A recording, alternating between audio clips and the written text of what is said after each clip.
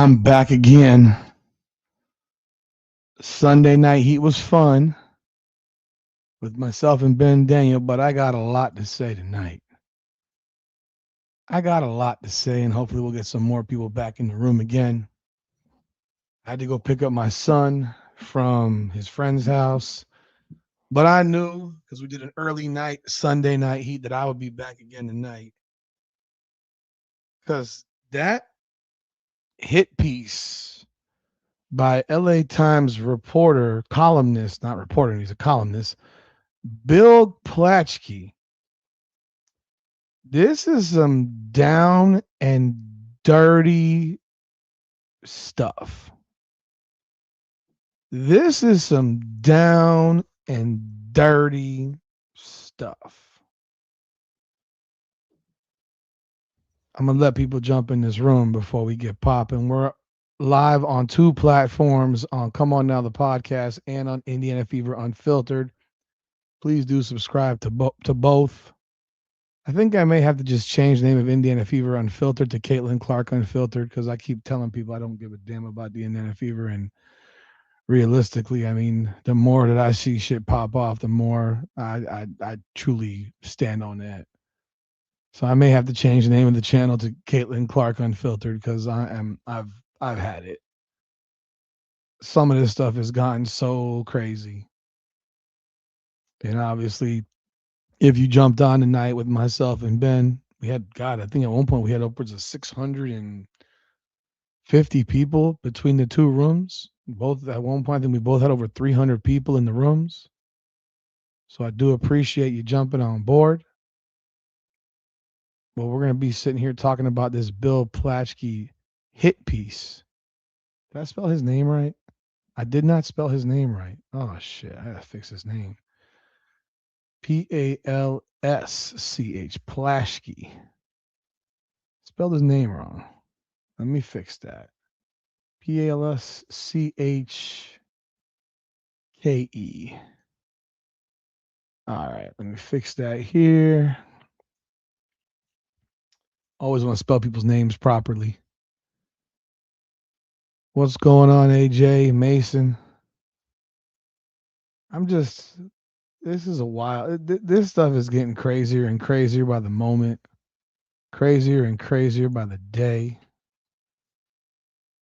To sit here, and I learned about this as I was on the live, so as soon as I looked at it, whoa.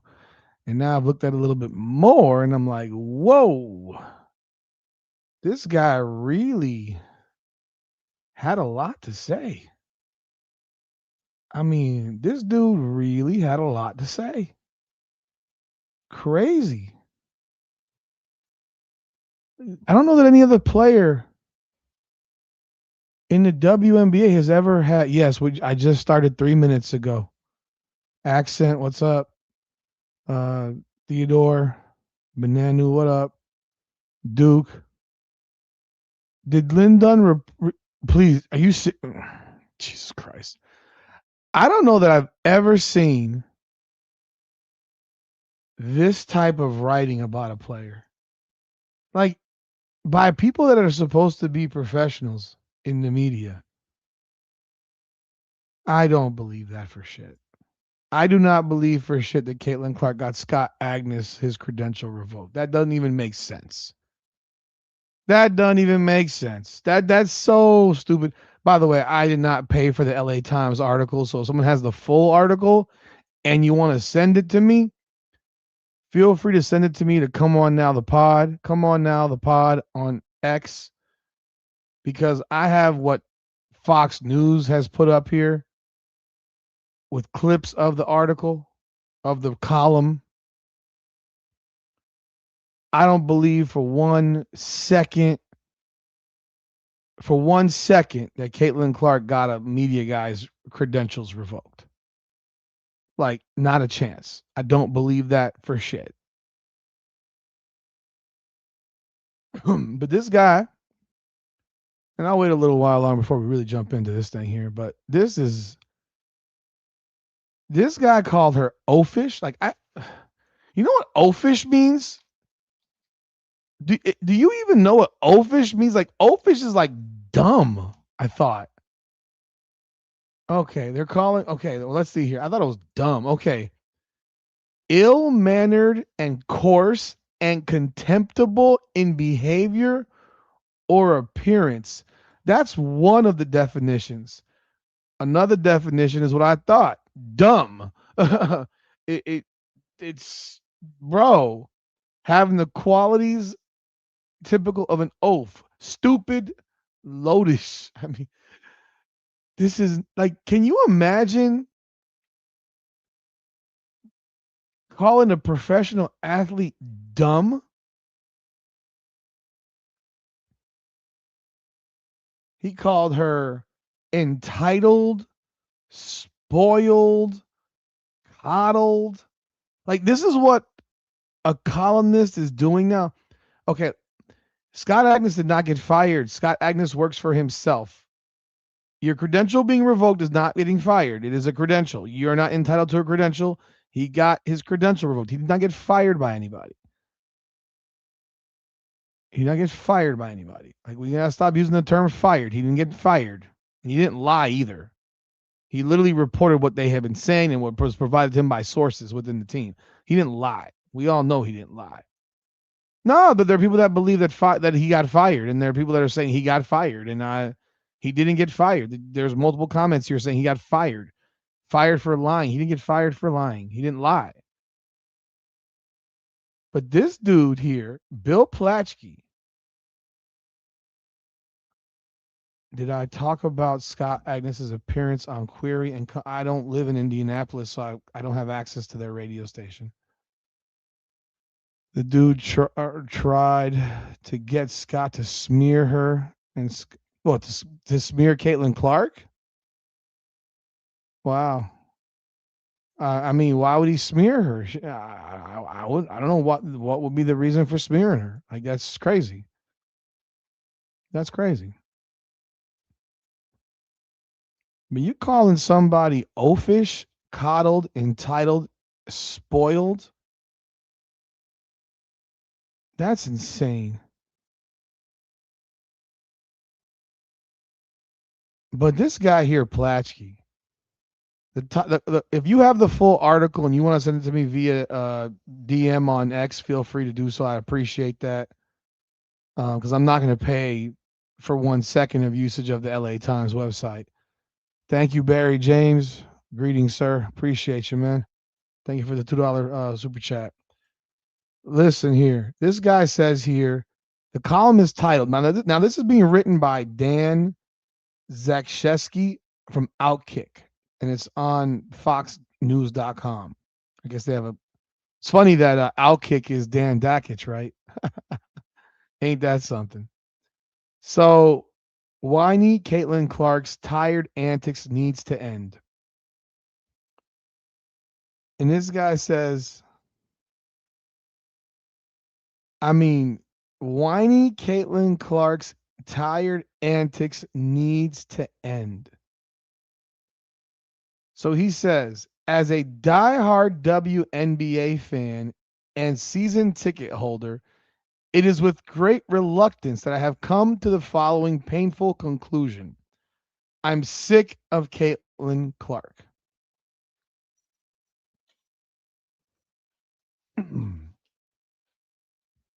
So that's how it starts. And this is, I'm going to read you the article from this guy, Dan Zakshesky. He says, oh boy, we're off to a great start. Also, come on, Bill, diehard WNBA fan since when? I did a Google search for Plaschke articles about the WNBA prior to Clark's arrival in 2024. Unsurprisingly, the search turned up very few results. He wrote 2 articles about Brittany Griner's Russian captivity in 2022. It appears that he mentions the LA Sparks once every few years. He wrote about Lisa Leslie in 2006, Nneka Ogwumike in 2016, and Candace Parker in 2021. For a diehard fan who also is paid handsomely to write about sports, he didn't spend a ton of time writing about his beloved WNBA. Mike Dunn, appreciate it. Can you imagine the attendance to watch Kelsey Mitchell hog the ball? If they get rid of the face of the league, 3,000 activists of the crowd. Basically, that's what it'll look like, man. That's what it'll look like. So now there's an obvious counter argument. Maybe Plaschke has always loved the WNBA, but he couldn't write about it because his bosses wouldn't let him. After all, most sports fans couldn't have cared less about the league prior to Clark's arrival. If that's the case, it makes his column even more absurd. He's attacking the woman for making the league he loves so dearly popular enough that he can finally write about it. By the way, I found 5 Plaschke columns about the WNBA prior to Clark's arrival in 2024. I found 7 since Clark entered the league. I swear, some of these people just don't take time to listen to themselves. Now, this is from the article. As the purchaser of an Iowa jersey and consumer of all things Indiana Fever, covered their games, witnessed them as a fan, caught them on television, it is with great angst that I make the following brutal admission. I wish Caitlin Clark would just stop whining and play. So this is back to the article. This is the equivalent to making the argument, I can't be racist. I have black friends. He starts by letting everyone know that he actually loves Caitlin Clark, or he did. So this condescending takedown is actually coming from a place of love, right? Except Clark hasn't changed. She's always been the type of competitor to trash talk opponents, complain to referees, um, and challenge her coaches. These are things she did at Iowa and continues to do in Indiana.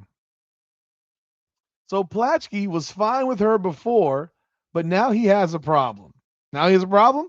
By the way, none of these behaviors are unique to Clark. LeBron James is one of the biggest complainers in NBA history. Stars expect star treatment, and when they don't get it, they get upset. Patrick Mahomes constantly begs referees for penalty flags. I couldn't find any Plaschke columns admonishing either of them for whining. This isn't to pick on James or Mahomes either. I'm just pointing out a clear double standard at play here by Plaschke. I was actually able to find another recent example of Plaschke criticizing an athlete for complaining too much to referees. The player, Lakers guard uh, Austin Reeves. Reeves and Clark both happen to be white athletes, but perhaps that's just a coincidence.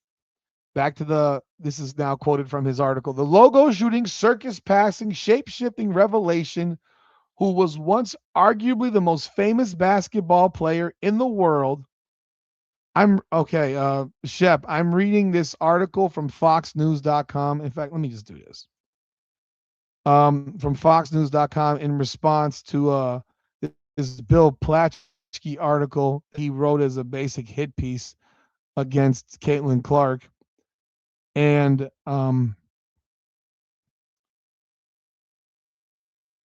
all right. So I'm reading this, and I mean, because I'm not paying for the article, so I'm reading it, and there's the stuff that's in italics, like I mean, in what is it, whatever the hell you call this, not whatever it is, I forget what they call this. So the stuff that's slanted, those are comments directly from the actual article from the hit piece, and this is a response from this particular writer on Outkick and FoxNews.com. Uh, In her third season, okay, the logo shooting, circus passing, shape shifting revelation, who was once arguably the most famous basketball player in the world, has become rude, entitled, and frankly, not all that fun. In her third season in the WNBA, the once shining superstar is acting like a spoiled brat. The league's most popular player has become its biggest lout. I don't even know what is a lout. Goodness, Lou. Oh, the same thing as oaf. Oh, okay. Uh, to bow in respect. Oh goodness gracious, this guy want.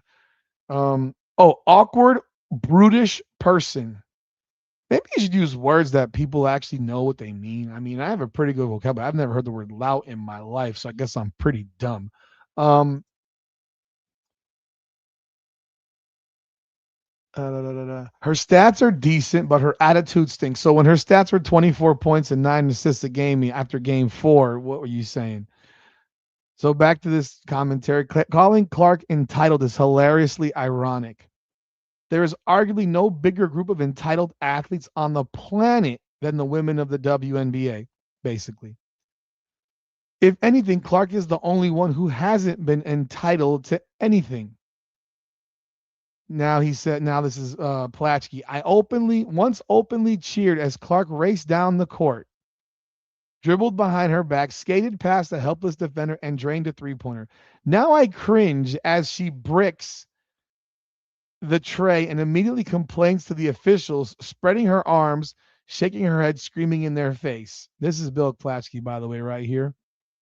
She cries foul on seemingly every play in which she is bumped or nudged or experiences any of the contact that is completely normal in the most physical basketball league on the planet.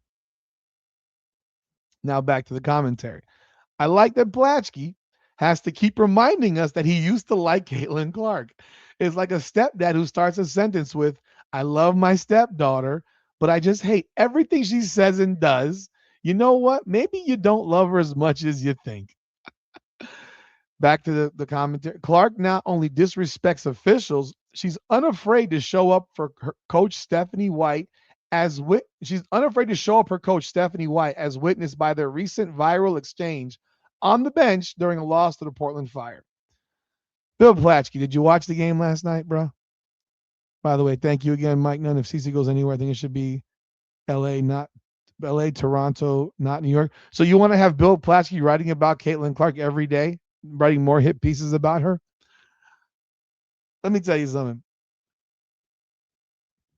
Did you watch last night's game, Bill, when Breanna Stewart was screaming at everybody on her bench, screaming at one of her coaches? I don't know if that was the head coach or not, but screaming at everybody, ripping everybody. And I had no problem with her doing it, by the way. I had zero issues.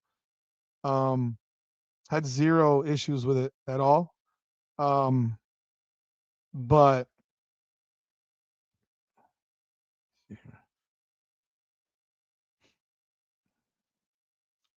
yeah, so yeah, it's one of those things where you missed last night's game where Breanna Stewart's screaming at her own coach. But I guess it's okay because it's Breanna Stewart, right? It must be okay because it's Breanna Stewart. I mean, hold on a second, folks.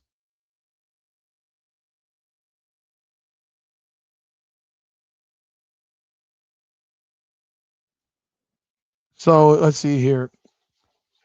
Yeah, so Clark not only disrespects officials, she's unafraid to show up her coach. Clark, who made one basket during the game, had an animated discussion with White during a timeout before being yanked out of the lineup. At that point, Clark left her seat to stand next to White and shake her head. There were reports that the discussion was about defense, which makes sense because that is the weakest part of Clark's game. Opponents frequently and successfully isolating and attacking her. I think that I've shown that in tonight's video with Ben that basically she gets no help side defense when she's in isolations. They never help her on defense. There's no help side ever with her on defense. It's like they're attached to the corner shooters in the WNBA.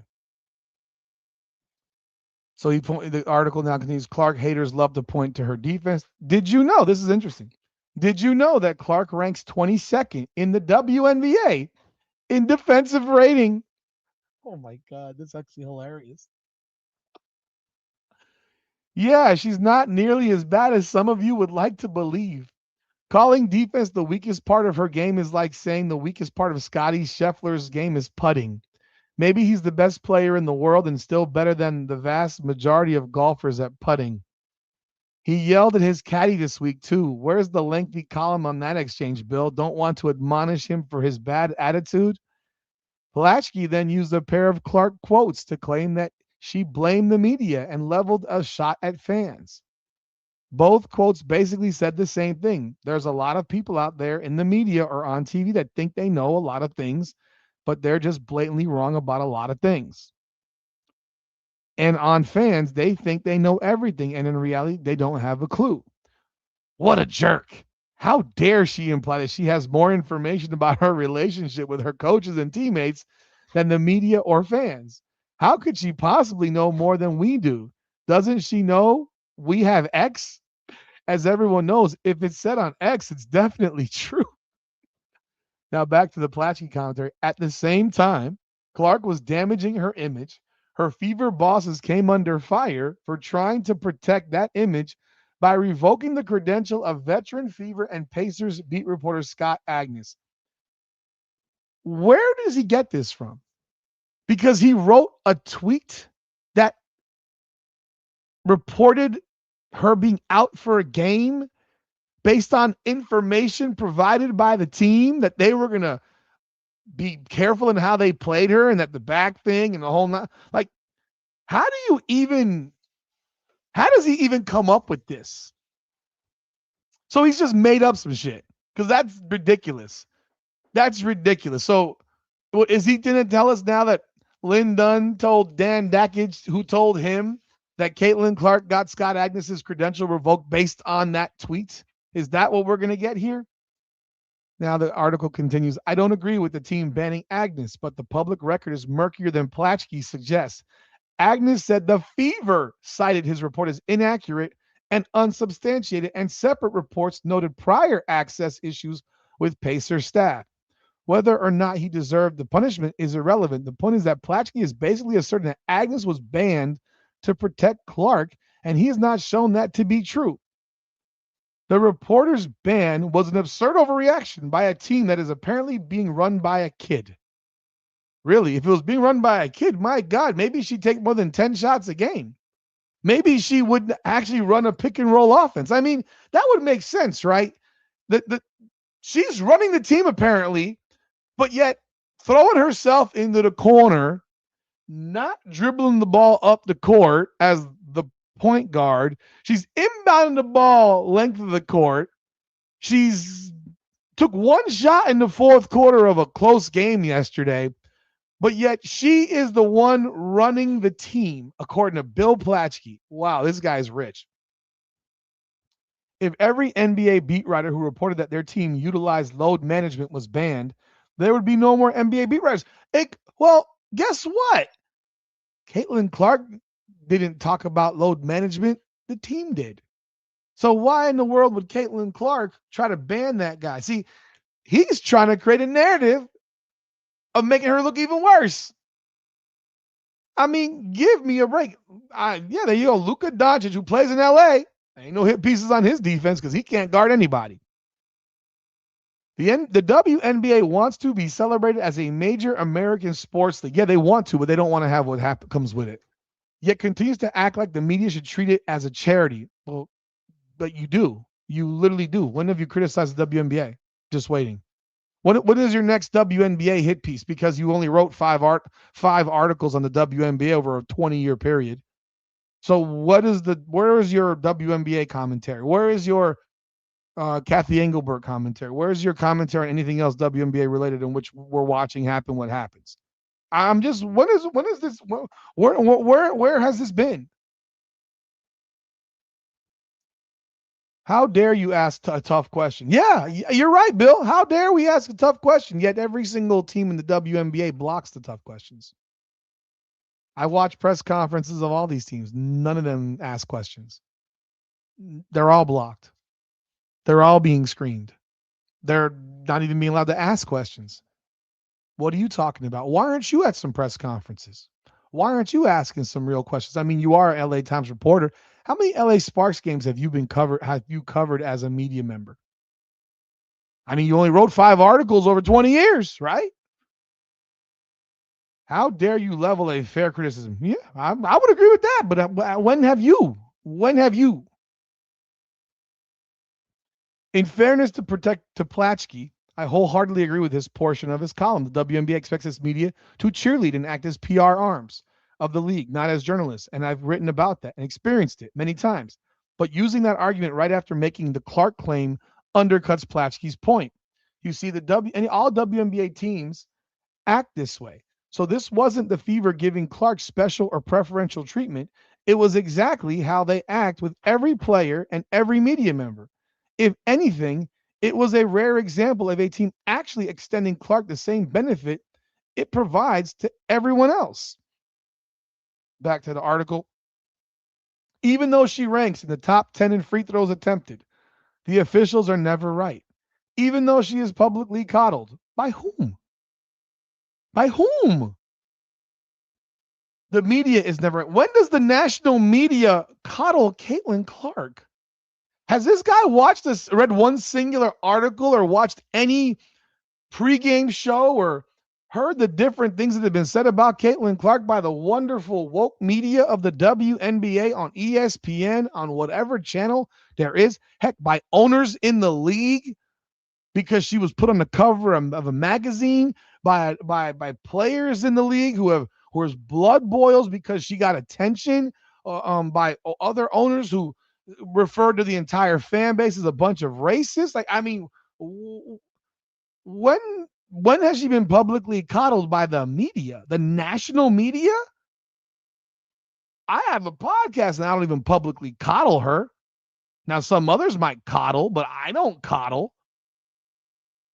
And the national media sure as shit never coddles.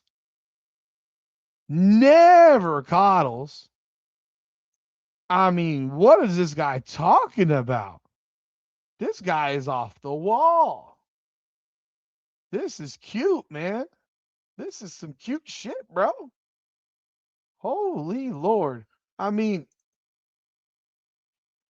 man, oh man.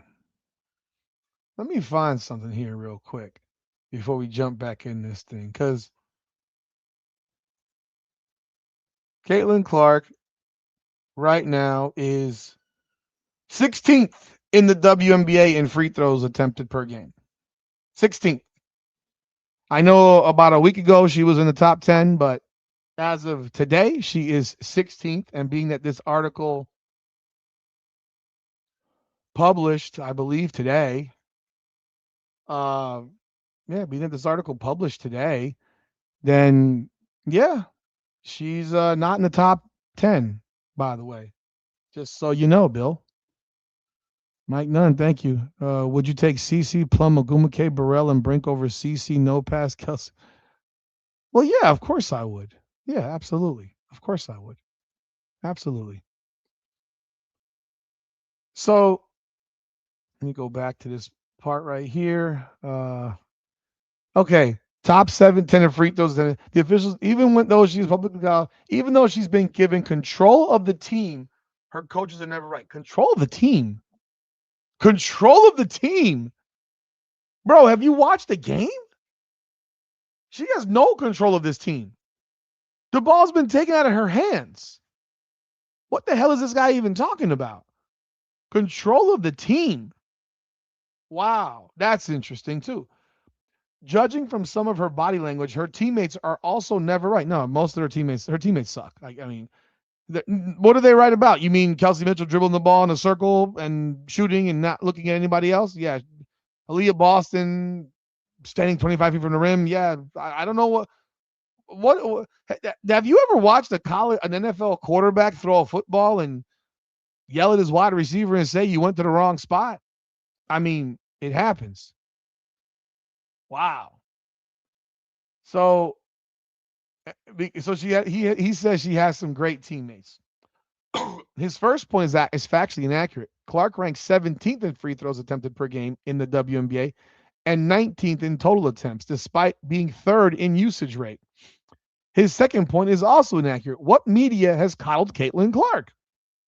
There's an entire cottage industry that revolves around tearing Clark down and calling her fans racist.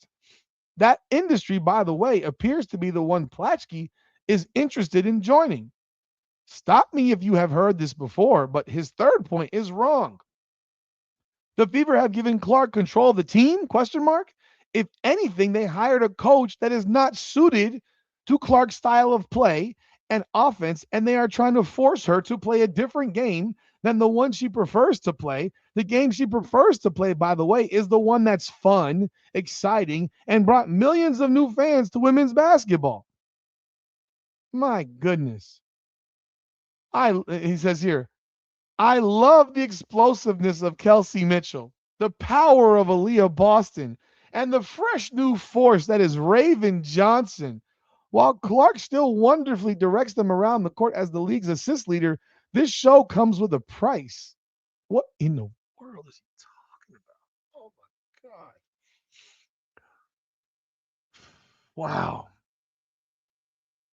Back to the article. This is my favorite new argument that keeps coming up. The Fever are actually great without Clark, and her teammates deserve more shine. After all, they made a run without her in the last year's playoffs. That's true. However, Kelsey Mitchell has been with the Fever since 2018, and she didn't make the playoffs once until Caitlin Clark arrived, which I have talked about. I said, when you bring a winning mentality and you get people to believe in themselves, that actually has a carryover, even if you're out for some games, because they now believe that they can win games. Because prior to Caitlin Clark being in Indiana, Leah Boston and Kelsey Mitchell didn't believe they could win games. For that 1 year, they were a 13-win team. For the many years before, I mean, Kelsey Mitchell had multiple 5 and 6-win seasons. So she didn't believe she could win. Caitlin Clark should have and put a belief in her that she could actually win. Let's see what else here. The team was so bad in 2022, 5-31, they got the number 1 pick in the 2023 draft. They selected Aaliyah Boston. The Fever in 23, led by Boston and Mitchell, once again finished near the bottom of the league, 13-27, and drafted Clark. Thank you, Mike Nunn. Aaliyah is being hurt by White too. Yeah, she is, because they're not running pick and roll. AB's game depends on CC and it is showing, but we can watch KM demolish this team thanks to the. Yeah, thank you for the $5 super chat, man. This team was not a team of playoff proven stars that is now being held back by Clark. By the way, reminder, Lexi Hull before Caitlin Clark showed up was shooting 20% from 3-point range. 20%. 20%. Lexi Hull was a year for me out of the WNBA. That was how bad Lexi Hull was before Caitlin Clark showed up. She literally gave relevancy to Lexi Hull's career. And even now, because of the changes, Lexi Hull's skill set is not being used anymore. Her only skill set offensively is to stand in that corner or on the wing and knock down some driving kick threes or swing or ball swing threes. And now she's not even able to do that because they're not running the offense that creates those wide open shots. Because as of right now, Lexi Hull is averaging 5.6 points per game. She's shooting 40% from 3, but she's only taking 2.5 threes per game. Now, you want to look at some comparisons.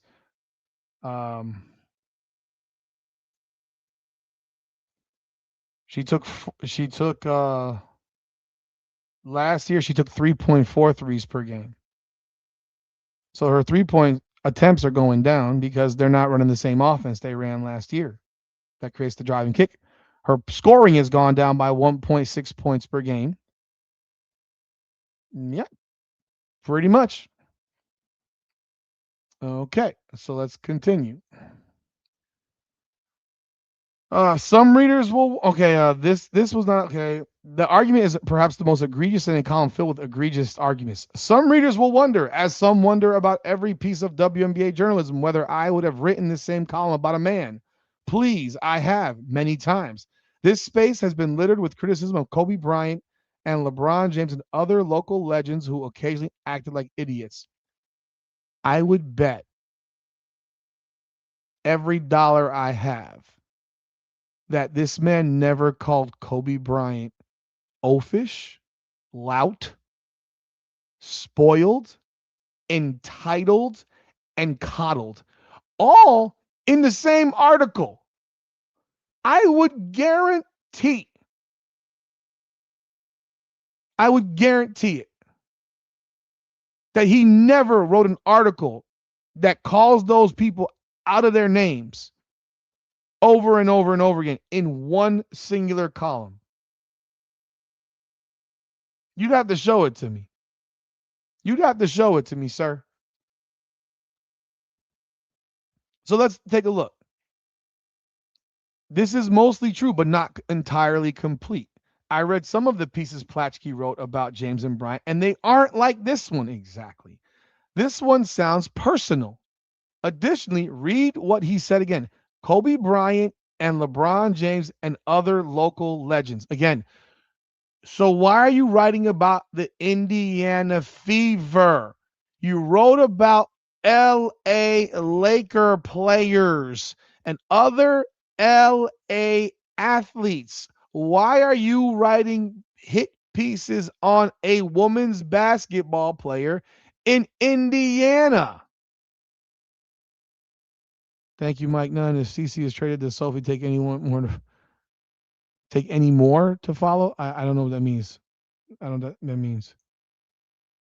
Oh, any more money to follow? I don't know. I have no idea. And by the way, I didn't lie, Tanya. That's exactly what is. I gave you facts. Lexi Hull was a 20% 3-point shooter for her first 2 years in the WNBA before Caitlin Clark showed up. She was a year. She had 1 year left before she would be out of the league because no one would have kept her. She had no. She had no serviceable skills. She is a corner 3-point spot up shooter. That is her skill. And now they're not even utilizing that skill that she has, as she's taking less shots per game than she took last year. Whatever. I'm not taking her skill set out of context. I've given you exactly what her skill set is. She shot 20%. She shot 20%. In fact, she's shooting 40% from three this year. Ain't that something? So last year, when Lexi Hull shot 50% when Caitlin Clark was playing from three, and then when she didn't, she shot under 30% from three. Now this year, she's shooting 40% from three again. Ain't that something? That's just, I mean, hey, it just works out that way, right? It just works out that way.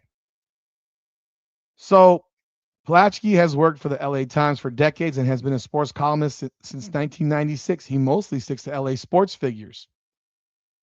The columns about James are about his time with the Lakers. Bryant is a Lakers legend. Plaschke then lumps in other local legends.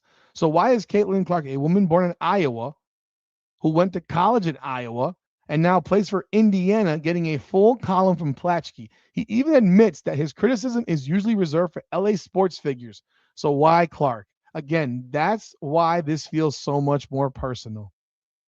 So much than his previous examples. Now she says it's not too late for Clark to clean up her act and once again become the WNBA's most marketable and popular superstar. Newsflash, she still is the most popular and most marketable superstar in the WNBA. That has not changed. That has not changed. She still is. She still is. You'll find out real fast if the Indiana Fever trade her where all the fans for the Indiana Fever go. There won't be any more Indiana Fever fans because they will go wherever Caitlin Clark goes.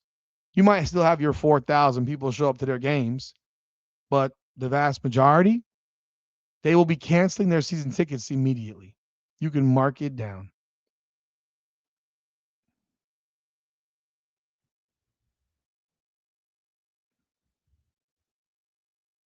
So, um, so he says a spot currently held by the poised and professional Asia Wilson, who has led the Las Vegas Aces to 3 titles. So Asia Wilson is now the most popular superstar according to Bill Plaschke, and the most popular and the most marketable. So he believes that Asia Wilson is all of this. So what happened? Why weren't people watching the game before Caitlin Clark showed up then? Why have would they not have shown up? Why weren't they showing up? Why weren't they watching? Why weren't they watching? Why were they not watching? I'm just curious. Why weren't they watching these games if Asia Wilson If Asia Wilson is the most marketable and popular superstar, they would have been averaging 1.5 million viewers per game in Vegas. Why can't Vegas draw over 1 million people to watch games on a regular night? Boy, oh boy, oh boy. Do you realize that before Caitlin Clark showed up, I think people really have forgotten, and this guy is so stupid. The 2023 WNBA All-Star voting. Let's go back. Let's go back. The 2023 All-Star voting, folks. The leading vote getter for the 2023 WNBA All-Star game was Asia Wilson. You know how many votes she got that year? 95,860. That was the fan vote. 95,860. Second was Breanna Stewart, 87,586. You want to know what the vote was in 2024 when Caitlin Clark showed up? Caitlin Clark got 700,735 votes in 2024. Aaliyah Boston got 618,680 votes. And Asia Wilson got 607,300 votes. So Asia Wilson's voting total jumped by over 600%.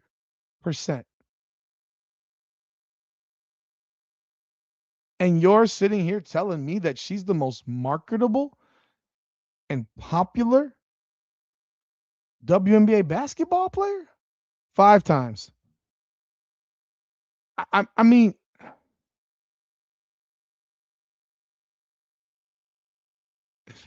Lester.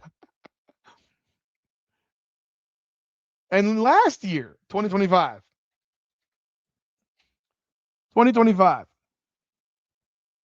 This is the vote tabulation for this as well. The number one vote getter last year was Caitlin Clark, 1.293 million votes, 526,000. Napheesa Collier, 1.176 million, 20 votes. Aaliyah Boston, 1.174, 669 votes.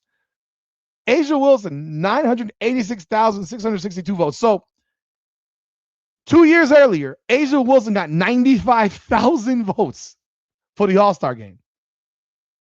And 2 years after that, she got almost 1 million votes. But she's the reason she got the votes? No, the reason she got the votes is because the people who came to watch Caitlin Clark got to vote for everybody. They got to have a ballot that has players. So more people are going to everyone's going to have more votes. But apparently, according to this guy, she's not marketable. According to Bill Plaschke, Asia Wilson is more marketable and more popular. But yet, 2 years ago, she got 95,000 votes for the All-Star game. I got it. I got it. And I would bet you any amount of money that Caitlin Clark will be the number one vote getter again. Because All-Star votes are based on, I don't know, popularity.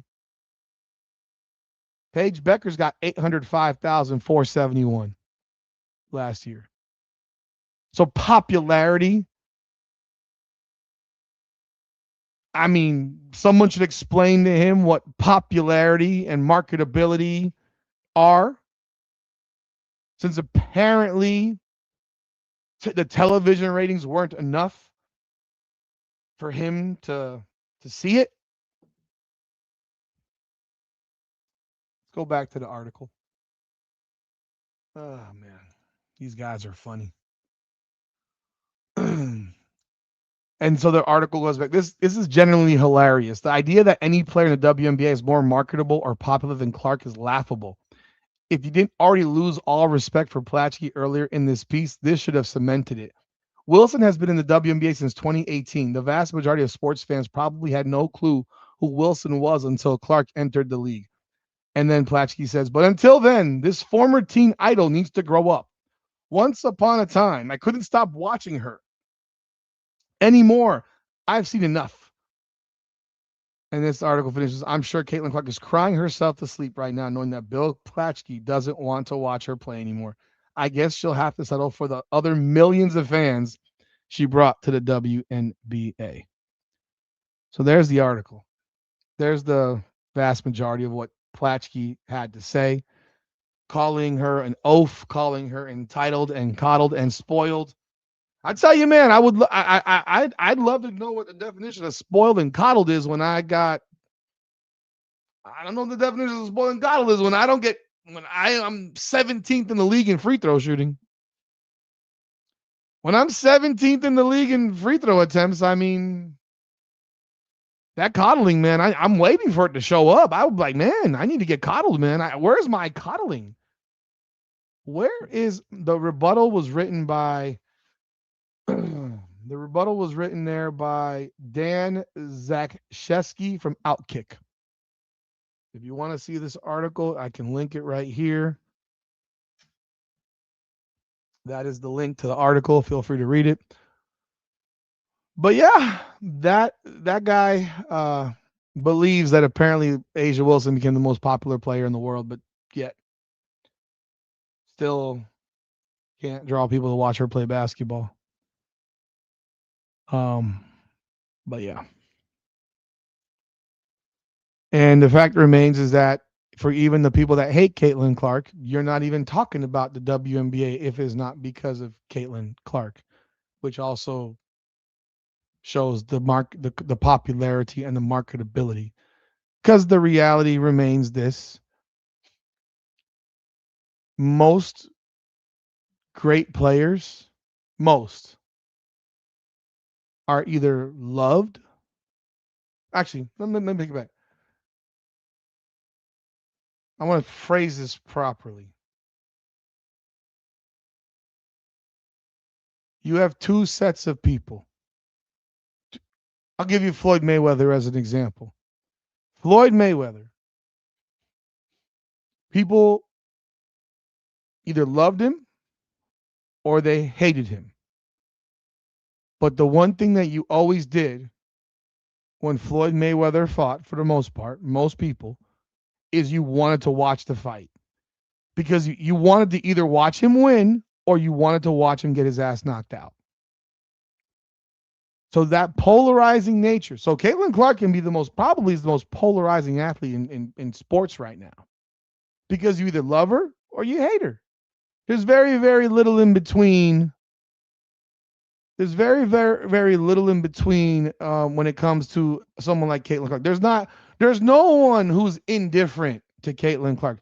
The worst thing that can ever exist in anything is indifference. And when someone's indifferent to you, something that I was taught by coaches, when coaches stop yelling at you, that means they've given up on you. Okay. And that's typically when you're in high school. Like when a coach stops yelling at you, it means he's given up on you because he can't get through to you.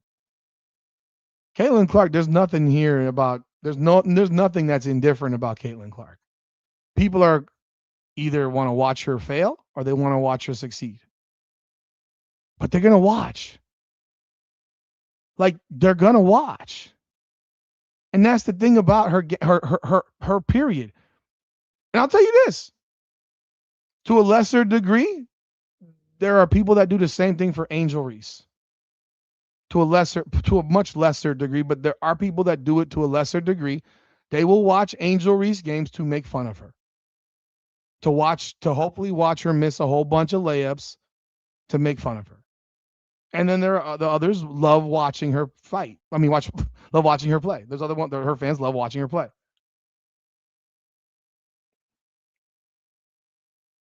Tyson is not a better example, I don't think, because most people I know loved Mike Tyson. Most people I know hate Floyd Mayweather. Mike Tyson was kind of beloved. Like I mean, people loved Mike Tyson. People hate Floyd Mayweather. So I think Floyd Mayweather is a much better example because people hate him. People, I will admit to you right now, I hate watched Floyd Mayweather all the time. I wanted to watch that dude get his ass knocked out. I wanted to watch him get knocked out. And I would be like, if I miss this fight and he gets knocked out, I'm never gonna forgive myself because it wouldn't be the same watching it in a recording than watching it, you know, live. Because that emotional thing live was crazy. You know, when Mike Tyson got knocked out by Buster Douglas, I watched it live. I watched it, and I wasn't a Mike Tyson fan, but I watched it live, and it was like, oh my god, I remember that shit because I was like 13 years old.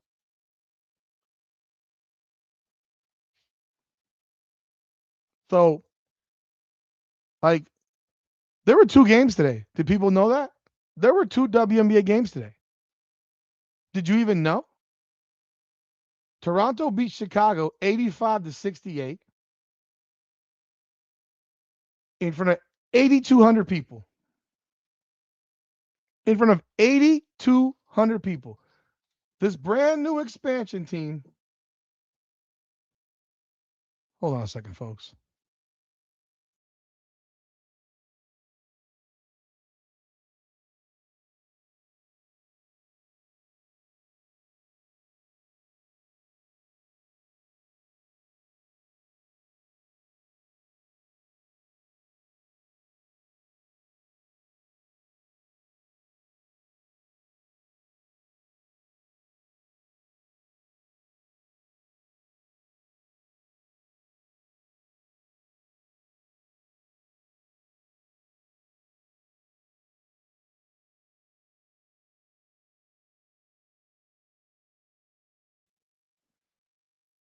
So 8,200 people. Like they brought a brand new expansion team, and they're not even playing in the Toronto Raptors building. They're playing in some small little building called the Coca-Cola Coliseum.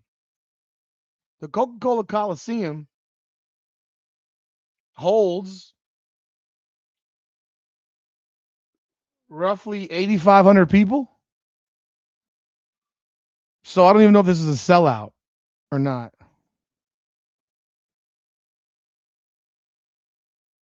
Like I don't even know if this is a sellout or not. I mean, it's crazy. This was a game today. How many people do you think watched it? How many people do you think really watched that game?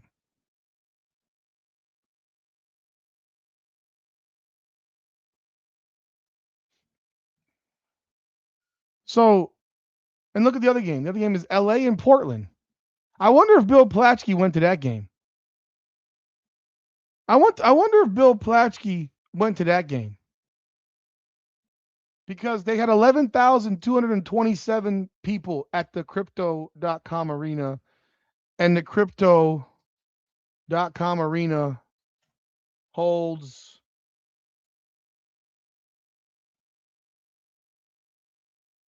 19,079 people for basketball. So 19,000 people for basketball, and it got 11,227 in the largest metropolitan area in the country. I mean, this is what I'm talking about. This game was tonight, and the Sparks won 89-72 in the whole nine, and whoop-de-woo, whoop-de-woo, whoop-de-woo. Nobody noticed. Nobody noticed. Like, what is this dude talking about?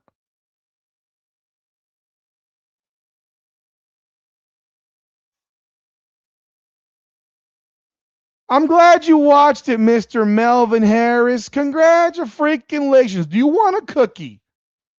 Do you want a cookie? You watched the Toronto Tempo game. You watched the Chicago Sky Toronto Tempo. You watched the freaking Portland Fire LA Sparks. You know what's funny? You're on here right now. So I don't know that you really did because you were on the damn live with me, myself, and Ben Daniel while that game was going on. Weren't you? Weren't you? So yeah. Yeah, okay.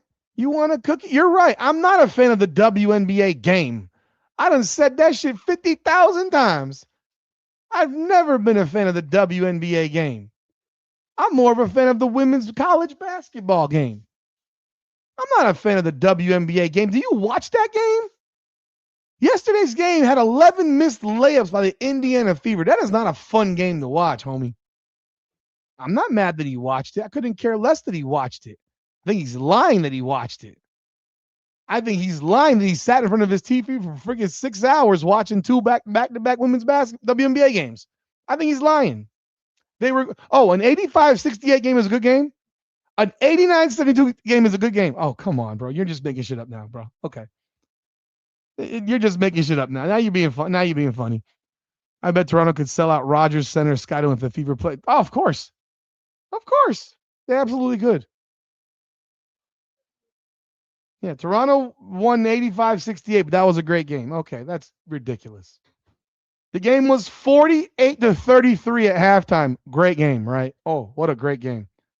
What a great game. It was a great game. What a great game that was. Oh my God. Let's look at this. This Sparks game against the Portland Fire was 41-33 at halftime. And going into the fourth was 66-45.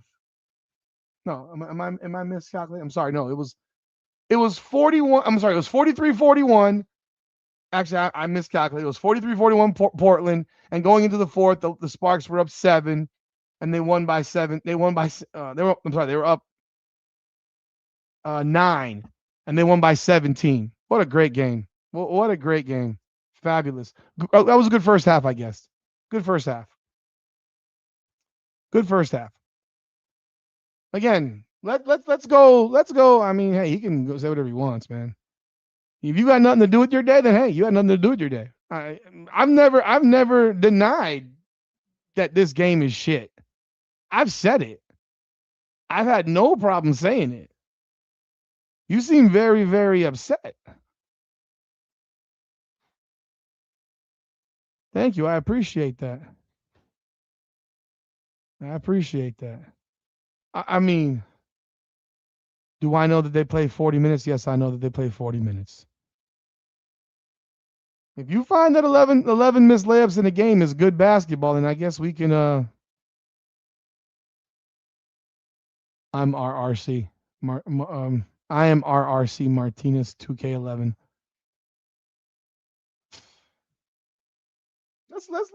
We haven't done this in a minute. Let me take a look at something real fast, because I mean, Bill Plaschke had a lot. I mean, Bill Plaschke's commentary on this is absolutely nuts. It's absolutely nuts. Let's go look at what happened on Monday.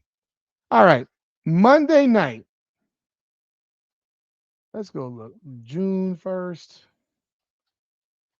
26 TV ratings. Let's do this.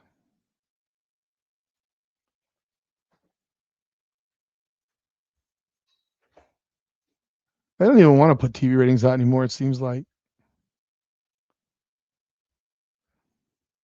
Yeah, yet you're here. Yeah, you know who chucked up a brick threes yesterday, Melvin?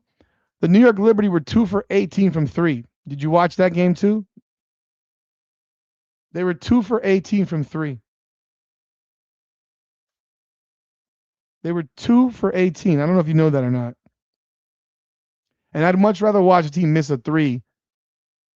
I'd rather watch a team miss a 3 than watch a player miss layups. Like, I'd rather watch that.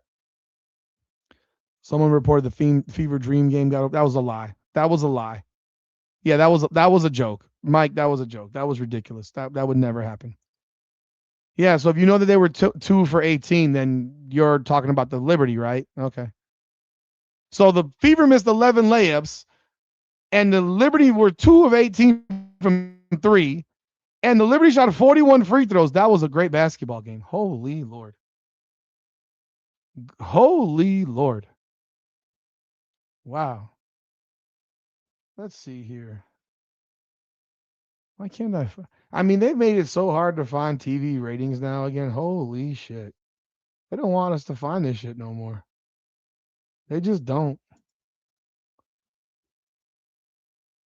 Brick threes, bro. Whew. That's cute.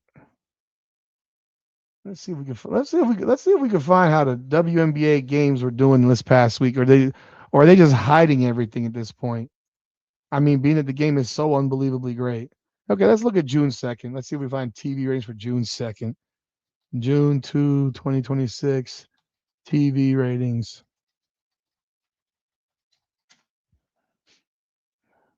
God, you can't even find shit.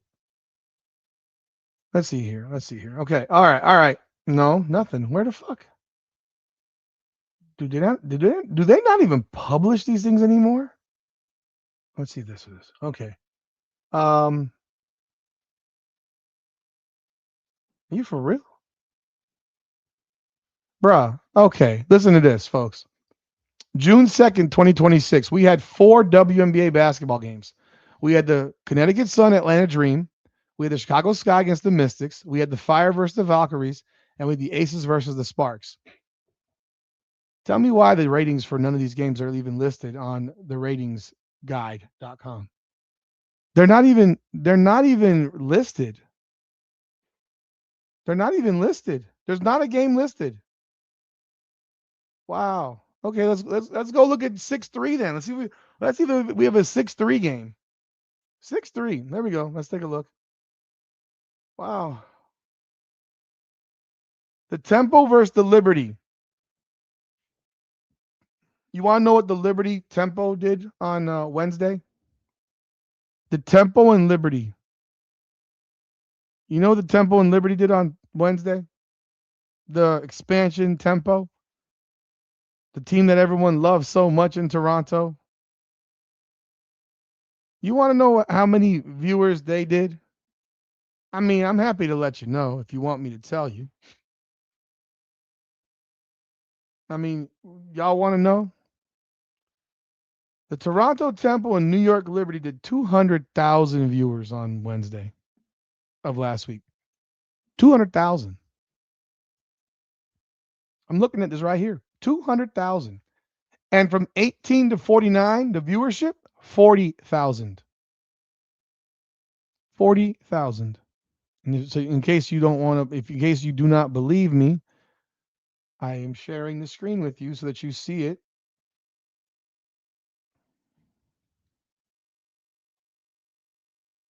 200,000. That was on 6-3. And 40,000 for the 18 to 49 demographic. They did less than AEW Dynamite, who did 640,000. They did less than the College Softball World Series that did 1.87 million.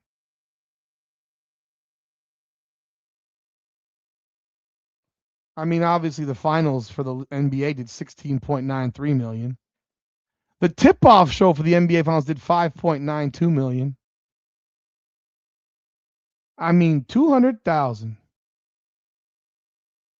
200,000. Let's see if we find 6-4. They all have. By the way, they all do have ratings. They do really. They release what they want to release.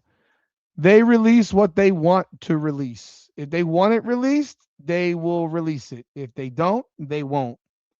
They're not releasing because they know what's happening. No offense, I didn't watch it, but Canadian viewers don't count in your statistics, so add 20 people. Oh my goodness. AEW did more than three times what the Temple and Liberty did. The New York Liberty. The New York Liberty. Let's see what we got here for June 3. Ah, boy. There's nothing funnier than this, man. This stuff is comical. See if we have June 4th. We have June 4th yet? We don't even have June 4th yet. Because they take forever to produce anything here. Oh boy. This is trash. Let's see. Let's go look at some other games right here. What about Thursday? The Aces and Wings. Let's go to May 28th. Let's go to May 28th.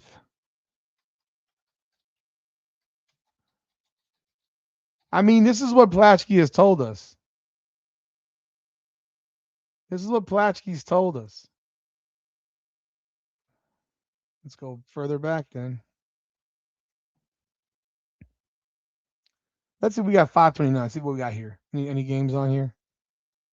No, they got nothing here on 529. I guess they got to hide. It's amazing. They get more TV, but they get less ratings. You can't find the ratings anymore. The ratings disappeared. 6-1.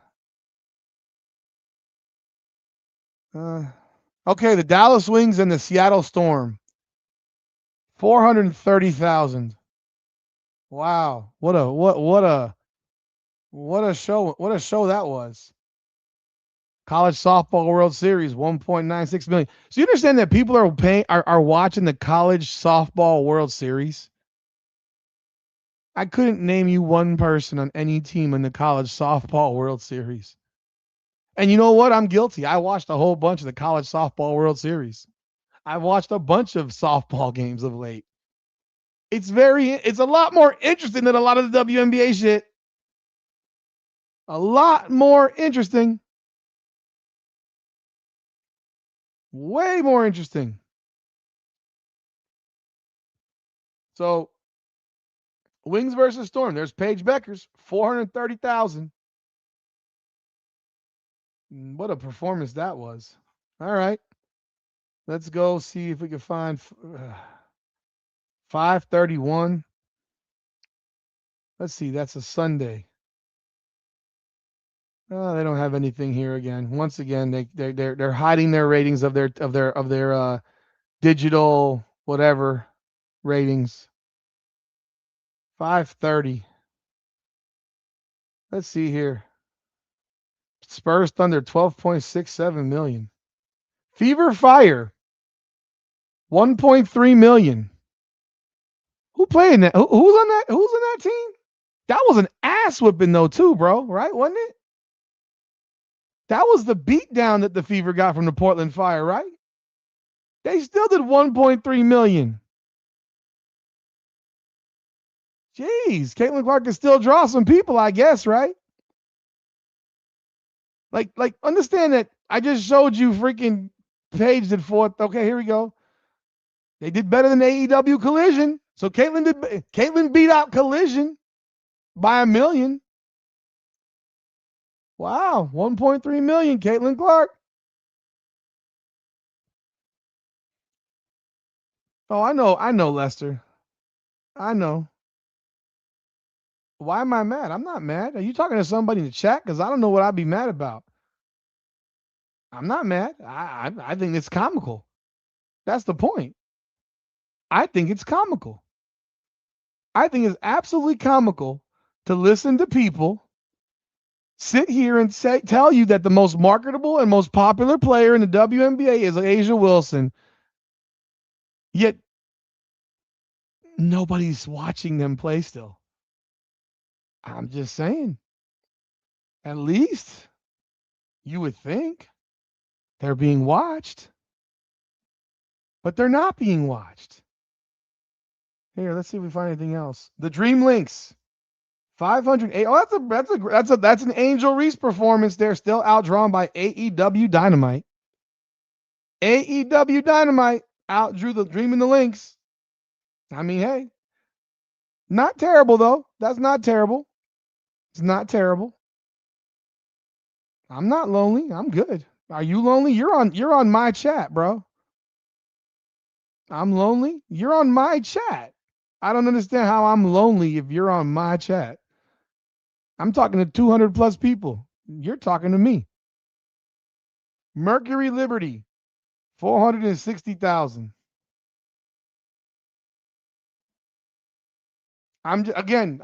This guy just told us that she's not the most popular player in the WNBA. I mean, that's what he said. That's what he said. So it doesn't look that good when that's what you're saying, bro. I mean, I'm just saying. Anything else we can find here before I jump off of this particular part? I mean, when you're getting outdrawn by AEW wrestling, bro, it's a bad day. I mean, it's a bad day. It's a bad look. It's a bad day. Let's see. They got any more games here? Look, they put so much stuff on other platforms to avoid showing us the truth. It's okay. We understand. We understand. It's cool. I mean, AEW consistently has more viewers than the WNBA game. It's consistent. It's not even it's not random. It's consistent. You know what? Hey, Craig, let me ask you a question. I'm gonna ask you a question since you're on the lookout for all cults. Since obviously you came here to watch because you got nothing to do and you're lonely and you want attention.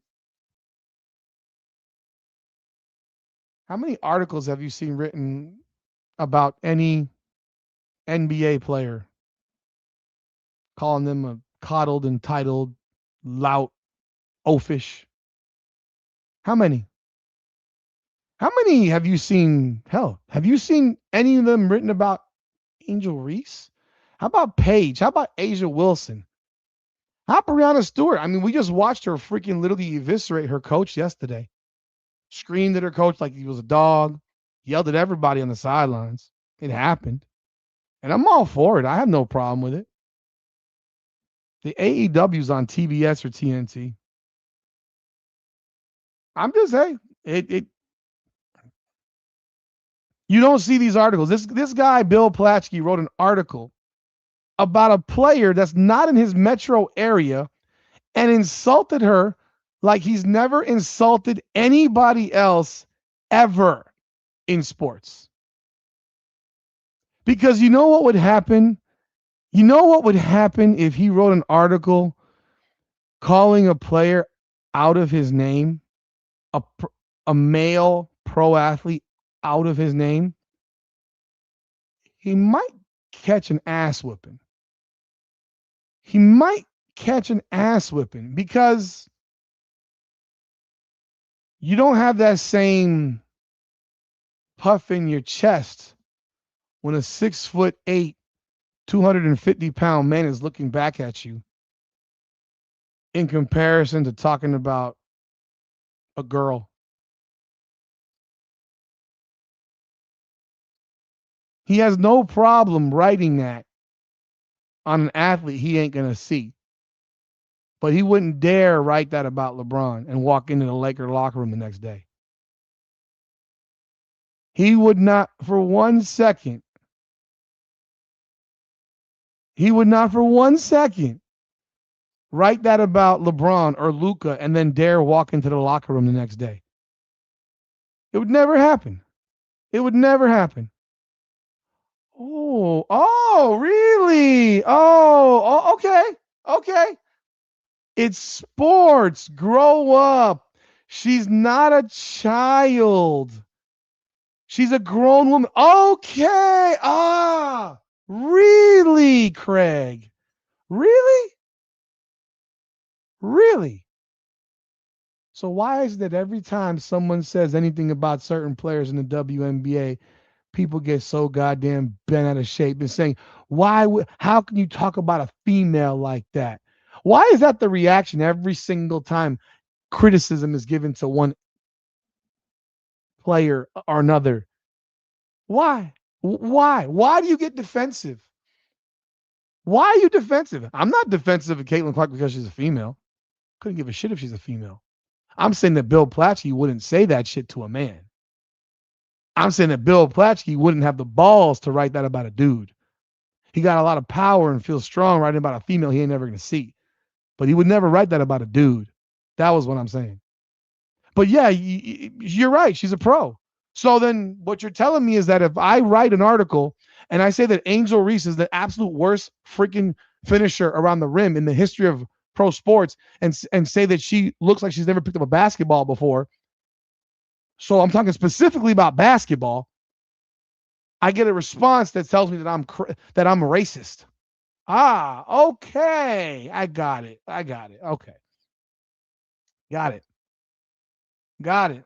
Got it. No, I got it. I got it. I understand. I understand that. I understand the inconsistencies. I criticized Jackie Young for going 0 for 14 over 2 games, and I had people freaking roasting me for me criticizing her basketball performance. Her fan club came. Yeah. For her basketball performance. You're full of shit, bro. Full of shit. Full of shit. Full of shit. Gotcha. I don't know what this clown's talking about. At this point, he's just randomly putting out dumb comments. But hey, Plaschke has written scathing pieces about LeBron, Gabby Douglas, Anthony Davis, and others. Find me, Dan the Man Boxing. You find me where he calls LeBron James an oaf. You find it for me. You find it for me where he called Anthony Davis an oaf or Kobe Bryant an oaf. By the way, LeBron, AD, and Kobe played in LA. Caitlin does not play in LA. Again, and he was giving stuff that's just factually incorrect. So again, find me that article. Show it to me once. Show me one article. Show it to me. Criticize Asia Wilson, you're racist. Criticize Paige Beckers, you're racist. Criticize Angel Reese, you're racist. Criticize anybody. Jackie Young, you're racist. Oh, now Caitlin's a pro. Yeah, you're right. She's a pro. And I criticize Caitlin Clark all the time. All the time. Gabby Douglas was in the Olympics. So he criticized Gabby Douglas. Let's go Google. You know, Google has a fine way of working. Bill Plaschke ripped a fucking U.S. Olympic gold medalist. Okay, I got you. Rips Gabby Douglas. Okay. Lack of patriotism. He criticized her for slouching, keeping her hands in front of her rather than over her heart and appearing blank and distant during the playing of the U.S. Are you really comparing that to calling someone an oaf, spoiled, entitled, and then making up lies about them in your writing? Oh boy, that's not even remotely the same thing. And you want to know what?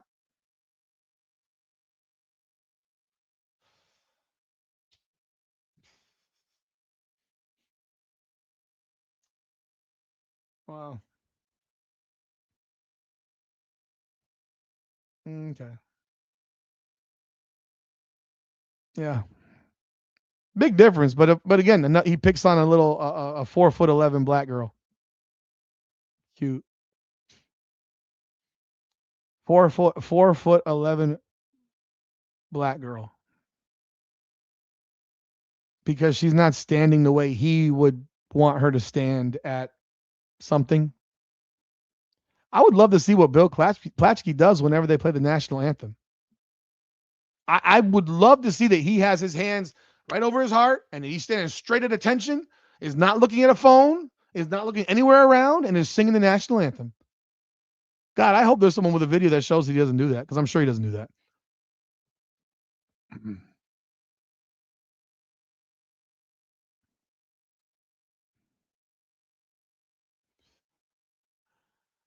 Let's see what he's ripped about Kobe. Rips Kobe Bryant, and I'm going to presume this is not when Kobe was under trial for rape. I'm going to presume. Oh my God. Plaschke famously yelled, "Kobe, you're such an asshole," at Bryant during a 2012 post-game press conference, reacting to Bryant's smug and sarcastic demeanor toward the media. Okay.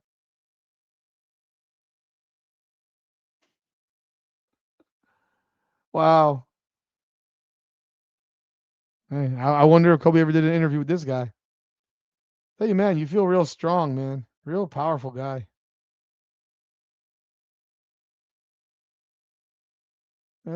He made you famous, I guess, Bill. Bill Plaschke, hey. I mean, you could be part of the Dan Dakich, Lynn Dunn, Stephanie White organization. It's cute. Mike, appreciate it. I'm willing to bet he doesn't the words to the anthem better than the. Oh, I'm sure he doesn't. I'm sure he hasn't sung the national anthem at a game in ages, if ever. Self-righteous dudes like this make me laugh. Like, this guy's a cornball. And again, the only reason you would feel comfortable in calling somebody an asshole is because if he punches you in the fucking mouth, you would sue him. That would be the only reason. That would literally be the only reason. Because I'll be damned if he calls someone randomly an asshole on the street to see what happens. But he feels comfortable. He feels, and he is entitled and coddled because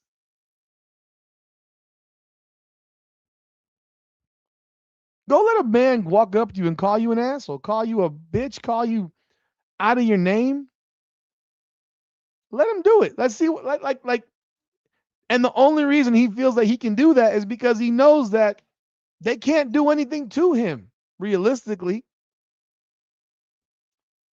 They can't realistically do that. Anything realistically.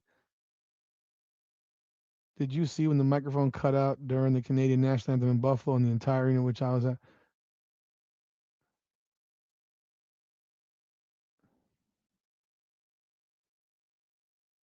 Oh no, the Canadians, bro. No, the Canadians last year, because I've had 2 years in a row watching the Panthers and Edmonton Oilers. They literally don't play the national anthem in Canada. The dude started it. He'd start singing it, and then they would just all sing it. There was no "Oh Canada" being played because in other countries they love their national anthem. They love their country. And only in this country do we have a bunch of non-patriotic people that you know will do everything and anything except for be at attention during the national anthem. Yeah, if you had to, if the if it cut out in the U.S. for the national anthem, bro, that the place would be silent largely. It'd be silent. When people at Buffalo games are Canadians fans, that Canadians that can't afford leave tickets. Oh my God, what is that? What does that mean? He went in on LeBron's performance. He's not going on performance on her. He's making this personal. See, you just mentioned performance. He hasn't talked about her performance. He made up shit about her that's not even factually true. I read the whole damn thing. He stated things that are not factually true, and he insulted her by calling her names. He's even said that his burden, and once said he's a general manager. Okay, so yeah, LeBron is a general manager. That's not an insult. We all know he's a general manager. He's a general manager. Who cares? Is that an insult? You want to know? I'm glad you. Jim Rohn found out when he damn near got his head taken off by Jim Everett in that ESPN studio, or whatever that was. Jim Rohn nearly found out the hard way. He nearly found out the hard way.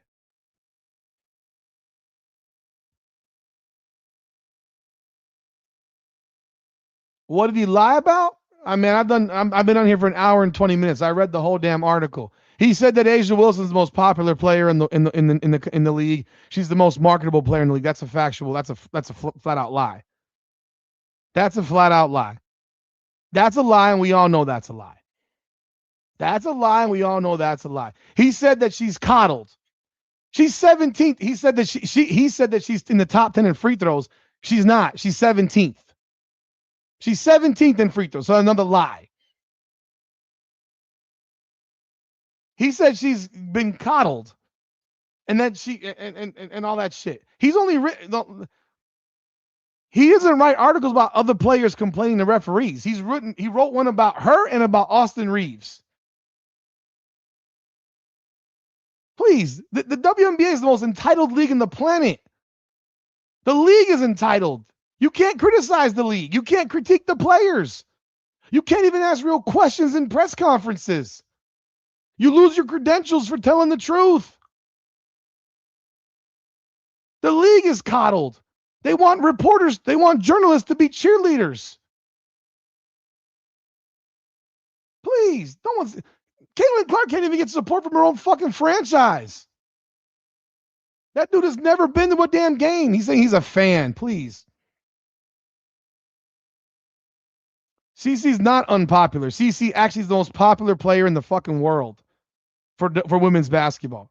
She's the most popular player in the world, women's basketball wise.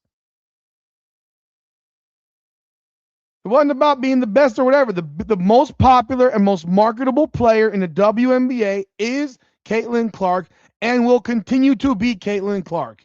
Period. And hell, Asia Wilson trashed Caitlin Clark when she said her blood is boiling because she doesn't get the attention.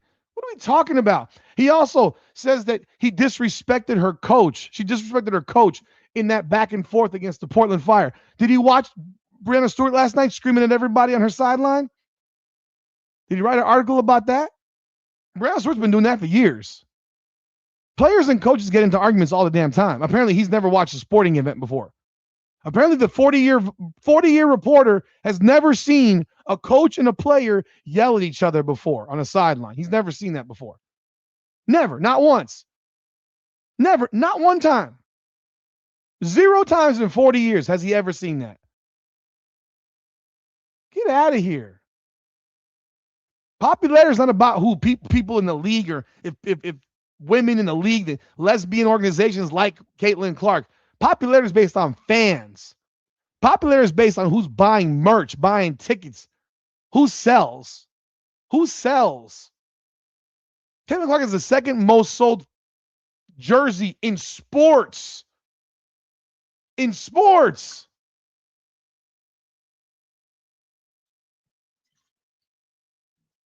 She was yelling at one of her coaches. Yes, she was. Go watch it again. She was yelling at one of her coaches. She has multiple coaches. Go watch it again. That wasn't a player. That was someone in a fucking in a coaching outfit. She was yelling at everybody. Yelling at everybody. And here's the thing, I don't even give a shit. That's the thing.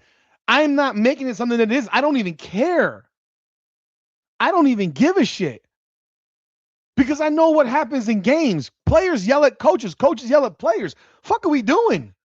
What are we doing? But the reality is, you never see fucking Stephanie White yell at her other players. You never see them yell at her other players. But I got no issue with what Brianna Stewart did yesterday. 0 issue. None. And you know what happened after she did that? They kicked the Indiana Fever's ass. Kicked the Indiana. She yelled at the coach and her teammates. She yelled at one of those coaches and her teammates. So you know what? You can miss me with the bullshit. I watched it. I watched the game. I don't think it makes her a diva. I don't think it makes her a diva at all. I'm not saying that. I'm not saying that it makes anyone a diva. I think that's what happens in sports. I grew up watching Dan Marino, man. Dan Marino would chew everybody out. Dan Marino would chew everybody out. I know the Canadian national anthem by heart. I'm talking about in not in hockey. I'm talking about in other sports. You told me to Google. I'm talking about other sports. I'm talking about basketball, football, baseball, hockey. People are very patriotic in hockey. That I know. In hockey, people are the people and the players and the fans are very patriotic. But in basketball, you're lucky to have the basketball player even mouth a word. They don't even know the words. You know the damn words. People like, what are we talking? And again, Caitlin Clark apparently ranks 22nd in the entire WNBA in defensive rating. I mean, that is a stat for your ass. And I will sit here and tell you without any thought that I think Caitlin Clark defensively is not good. On ball. I've always said that. On ball defensively, she's not very good. But the fact that she is still rated as the number 22 player in the league in defensive rating is utterly unreal. That means that she is in the top 15% of all players in the WNBA in defensive rating. Straight up. There's 180 players in the league right now. 12. I'm going up to 12 rosters. I'm not going up to the extra 2 players. There's 12 players per roster, 15 teams, 180 players, and she is 22nd. Divided by 180. That would make her in the top 12% defensively. Holy Lord. That is crazy. That's crazy. If it comes down to who goes what in a normal sports setting, the coach goes. Under normal circumstances, the coach always goes. But in reality, this isn't a normal setting. This isn't a normal setting.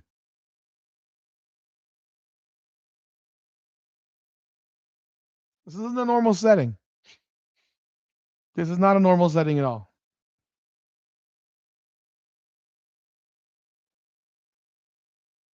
Oh, I think she's a poor on-ball defender. I'm gonna stand on that. But statistically, according to the metrics, people live on metrics. The analytics dorks live on metrics. She's in the top 12.5% in the WNBA defensively. That's insane. That's insane.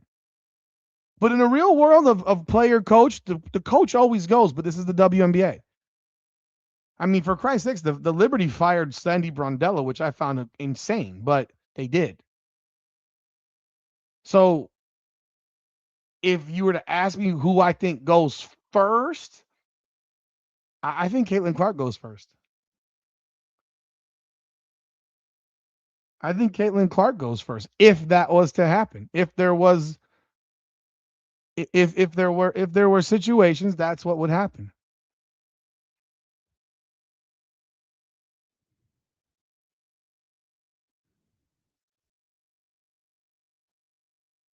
Boy, Bill Plaschke, man, you are something else, buddy. By the way, we've been here for an hour and a half, man. Hit the like button and subscribe to both the channels. I do appreciate it. Indiana Fever Unfiltered and Come On Now, the podcast.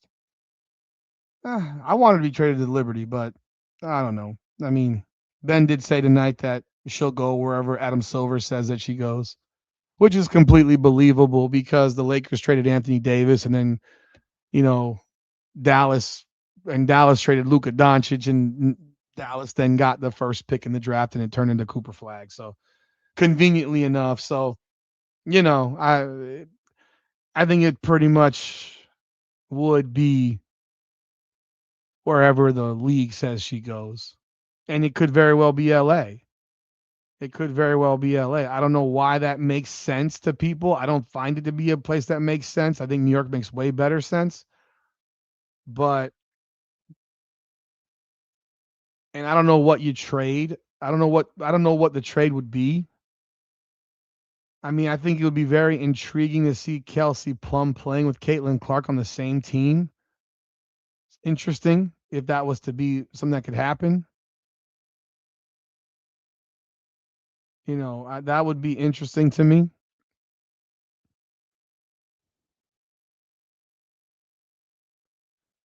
So I think that would be an interesting scenario. Now, again, who would you trade? Trades have to always make sense. I mean, they have to match up in salaries and stuff like that. So you have to look at the salaries of the Sparks. Now, if the WNBA was to force a trade like this and like trade like I don't know, some end of the bench player on a small contract or a couple of end of the bench players on small, like let's say for example the Sparks were traded to Nia Latson as a player, right? She's on a rookie deal. To Nia Latson and Chance Gray and a couple of picks. Like something ridiculous like that. Like if something like that happened, then the Indiana Fever would probably end up getting the first pick in the draft in the next year or two. An actual big. Yeah, they need a real big. Yeah, they need real bigs. They need real bigs. But if that was, it all depends on what the league would do. It all depends on what the league would do. Because the league has historically interjected on certain trades and players have magically ended up XYZ. Like it seems like every star player does end up in LA. Shaq went to LA. LeBron went to LA. Luca goes to LA. Like, it's very convenient. So it wouldn't. I mean, Kareem Abdul-Jabbar went to LA. So it's very convenient. And I do think a team like that would be very dangerous. Now, don't know what they would do with Ariel Atkins. Would she be included in that trade somehow? Don't know. But yeah, if they were to create a trade somehow, if they were to create a trade somehow that had Caitlin Clark go to LA, yet they can keep Brink, Hamby, NECA, Plum, Wheeler, Burrell, and all of their top 7 players. Oh my God. Then you're just watching the league try to create a scenario that, I'm gonna be real, puts Caitlin Clark in the finals. Like, that would be you're almost trying to create a scenario. Hamby, Atkins, and a pick for CC will never happen, Mike Nunn. They make $2 million between the two of them. Caitlin makes $528,000. Salaries have got to match. So you're not, unless you're trading half of Indiana over to freaking LA too. So it's not something that can do. That's your opinion if it won't work. Again, your opinion. Again, the Caitlin Clark cannot be traded head up for any player making $1 million. She makes 528. It can't happen. Head up, it will not happen. It cannot happen. It cannot happen. Wouldn't Chicago make more sense? It would. Chicago does make sense for Caitlin Clark. Absolutely. Chicago would make more sense because of the Midwest appeal, for sure. I think there would be an oddness to it because of what just transpired there, and what happens there and all that shit with Reese having just been there and shit like that.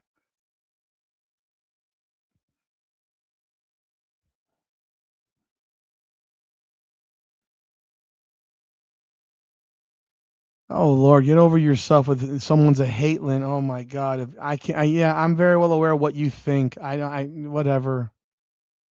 Neko Ogumake wants to win a championship. She's 37 years old. She wants to win a championship. 30. I'm sorry, 35. She's 35. She's at the end of her rope. She wants to win. She wants to win.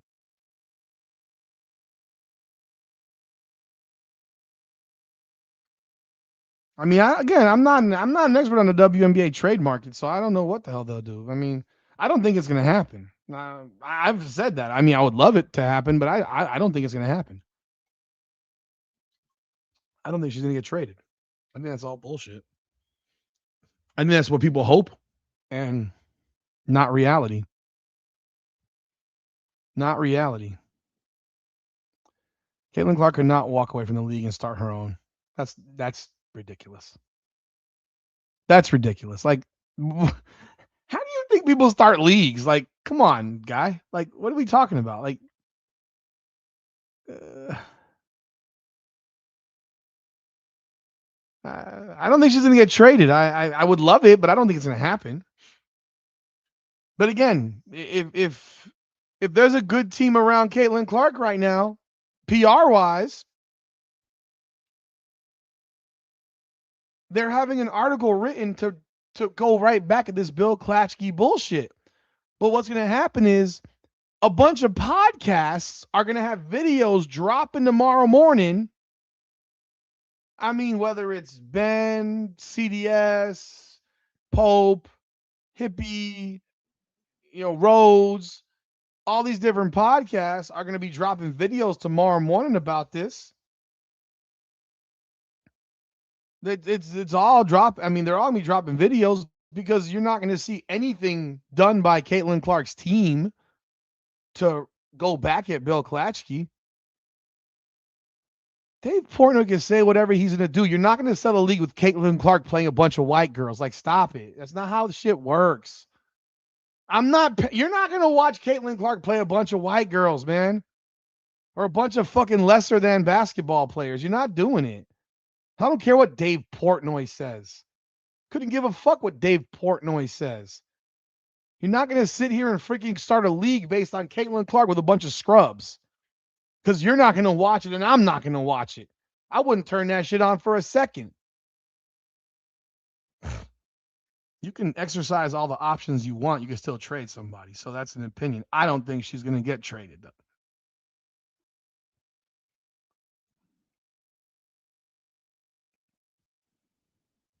It would not make billions. I think you guys are out of your mind. I don't think you really understand what it takes to start a league. You would watch it? You would watch Caitlin Clark play your little sister down the street, right? Is that what you're telling me? You're telling me that you would watch your little sister, your Caitlin Clark play your sister, your next door neighbor. No, you wouldn't. No, you wouldn't.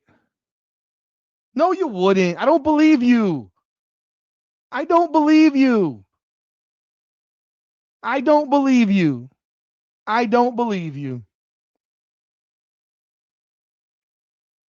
You don't think Caitlin could do an offseason all-star team playing anyone and sell unrivaled? Uh, Playing with unrivaled? I think if Caitlin Clark played an unrivaled, they'd do over 1 million views every damn weekend, every day. They would their entire league would explode. What did I say?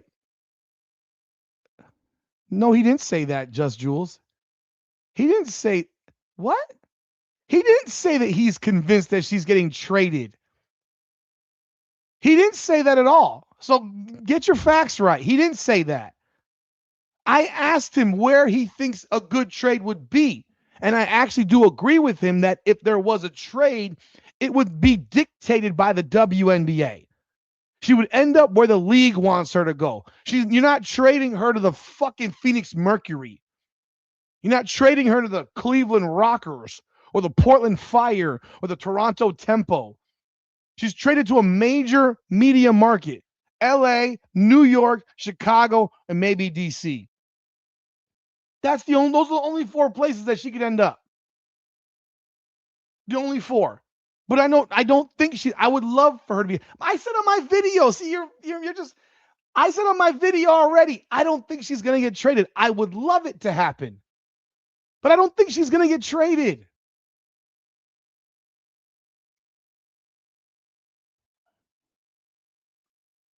Outsell unrivaled? Yeah. Oh, yeah. That doesn't take a lot. I mean, Caitlin Clark, yeah, could she go on a tour? Like an and one mixtape tour?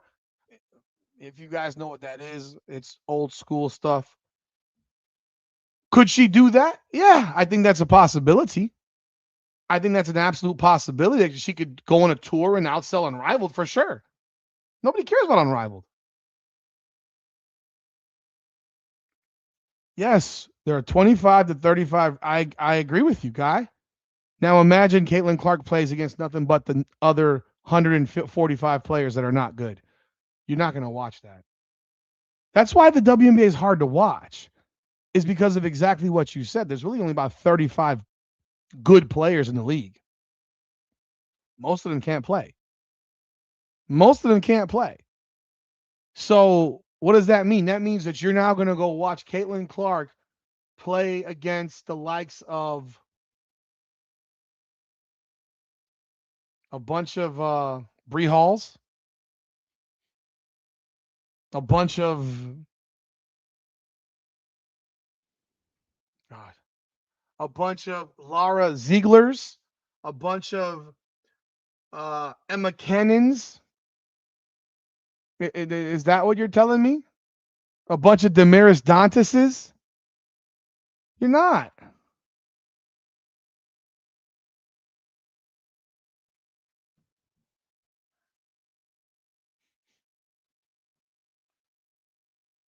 Okay, you okay, make up your mind. Make up your mind now. Because you can't say that they all hate her. So every team that's proposed, they all hate her there.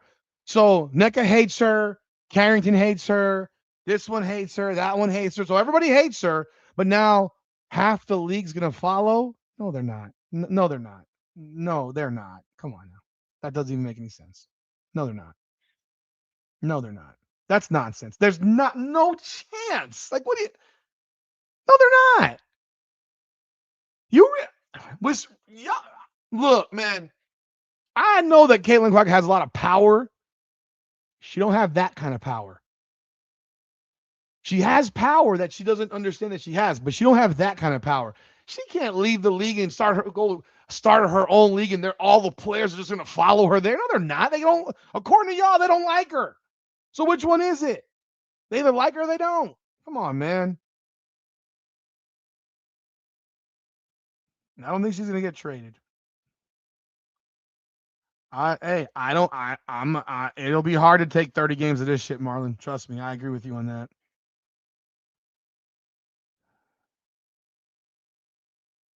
I wouldn't play an Unrivaled. Everyone gets hurt in Unrivaled. Unrivaled's a mess. Unrivaled's a mess. The league is 80% lesbian. What are you talking about? Like, come on.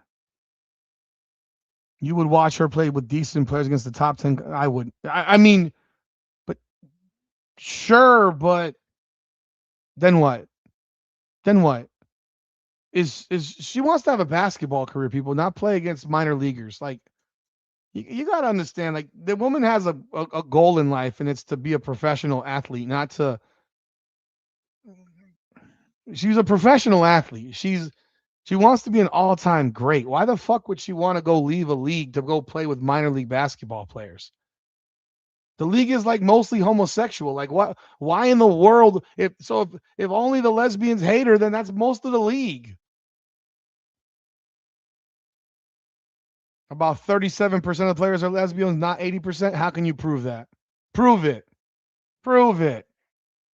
Prove it. Even the ones you think are straight are still doing girls too. Even the ones you think are straight are doing girls too. You think Kelsey Mitchell's straight? No. No, let's go to their roster. Okay, Sophie Cunningham is straight. Um, Sophie is straight. Lexi's straight. Boston is straight. Is Billings straight? I have no idea. Dantas is definitely not straight. Bree Hall is not straight. Ty Harris is definitely not straight. Hines Allen is definitely not straight. Raven Johnson is straight. Michaela Timpson is definitely not straight. So that's just on one team. That's just one team.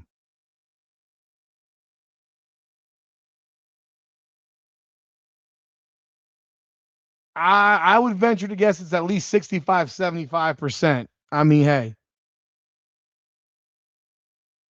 On her own team, Dantas, Bree Hall, Ty Harris, Hines Allen, Kelsey Mitchell, and Timpson are 1,000% lesbian. Are 1,000% lesbian. Now I don't know about Passat or Grace Van Sluten, although I would presume that they're both doing chicks too. I would presume that. Chicago. Let's look at Chicago. Rachel Banham is definitely lesbian. Cardoso. I don't think she is. I think she likes dudes. Carrington, gay. Cloud, gay. Acha Koulibaly, don't have any idea. Rakea Jackson Scott, I think is her straight. Jaquez. Jaquez, I wonder about. I don't even know who the hell Sailor Pofenbarger is. JC Sheldon, no clue. Azare Stevens is not with a dude. There's no way. Vandersloot, definitely with women. Maddie Westbell, not sure. Elizabeth Williams, not sure. Sydney Taylor, not sure.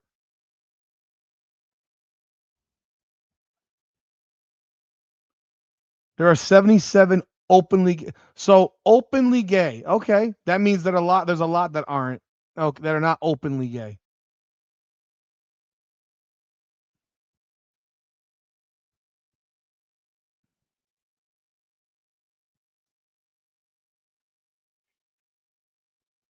There's no way Rachel Benham is married to a dude. There's no way. Not a chance. Here's the thing. I don't even care. I don't even care about this. But if you're sitting here telling me that the lesbian players in the league don't like her, that's like 33 to that's like 2/3 to 3/4 of the league. I mean, that's 3/4 of the league. Kayla McBride, Olivia Miles, Tierra McCowan, Courtney Williams. Those players I know for sure. Natasha Howard. Those are all for sure. They would chicks. There's no way banning the straight. There's no way. I don't believe that. I don't believe that. Is influential now. I didn't say Collier. Collier's straight. I don't believe it. All right. The old guard. Fine. Whatever. Most of the league is old guard. What are you talking about? Most of the league is old guard.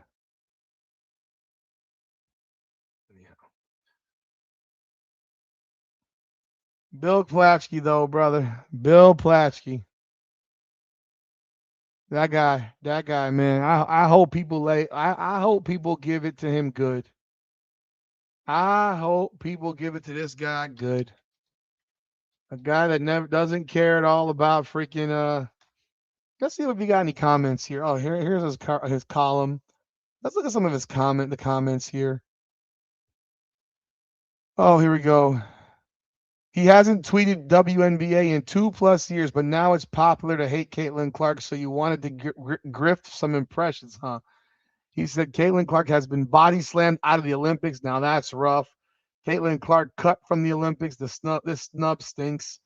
Caitlin Clark brings the magic during her Hollywood debut. Um, uh, yeah, this guy, I mean, nothing. People say nobody cared about the WNBA until Caitlin joined the league. It's not politically correct to like her because she makes a boring league popular. You're an absolute piece of shit. The smear campaign continues. Karma's a bitch, as they say. Intellectually bereft of any honest vision or appraisal, fella. Oh my God. Bill Plaschke, you, sir, are speaking out of your exhaust. Shut the fuck up and get a clue. The article was written by a guy by the name of Dan Zakshesky. I will copy again. Here is the link if you want to read it. That is the link. Okay, Rachel Benham is engaged to some beard named Andre Hollins. Okay, cool. That's who's on. Why are you looking that up so much, bro? That's weird. Why are you going that deep, man? So she's married to the graduate manager for the Minnesota basketball team. Okay, cool. Whatever. Don't really care. It's not that important. Okay, she's straight. Wonderful. Happy for her. Wonderful. She's straight. Okay. Woohoo. It's a wonderful day for her. She's straight. Couldn't care less. Yeah, he's getting. Yeah. If you're a reporter in LA, I'm hoping she doesn't go there in a trade now. Man, he's getting hit hard on this. There's not even one person on here that's saying a nice thing to him, to be honest. There's not. I mean, there is nothing here nice. He's getting shredded. He's getting shredded. Wow. Hey man, he needed views. He needed to get his 592,000 views on his post on X today at 12 noon. That's cute. That's cute. Oh boy. Oh boy. It's cute. But hey, that's what he decided to do. He got his attention. He got it. He got himself his attention. No, I didn't believe she was straight because I can look at her and she looks like a typical WNBA lesbian. I'm sorry. Like, I don't know what to tell you. She dresses like a. They show her coming to games dressed like a boy. Like you see the women that dress like in their skirts, she dresses like a dude. So I mean, if she's straight, then great, good for her. She and Kayla McBride look like the same person to me. OAFISH means dumb, Blake. It means dumb. That's the actual word. There's another definition for it as well. where it is. I'll read it to you. It means ill-mannered and coarse and contemptible in behavior or appearance. So basically, he's talking about her behavior is contemptible and coarse, and that she's ill-mannered. Because I would presume he doesn't think that she's dumb, because that's one of the definitions of oafish is dumb, and loutish, which he did use about her as well. So I don't know. He's used yeah. I've never heard anybody called oafish. Period. I've never heard that word used. Period. I haven't heard that word used about anybody, to be honest. Other than saying, "Oh, he's an oaf," that means you're dumb. I've never heard it used in a term that he used it as. But that's it is what it is. It is what it is.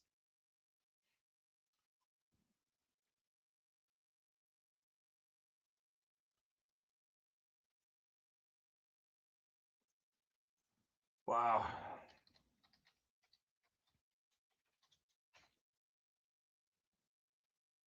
The bullies in the '80s teen movies were oafish. Oh, that's funny. That's funny.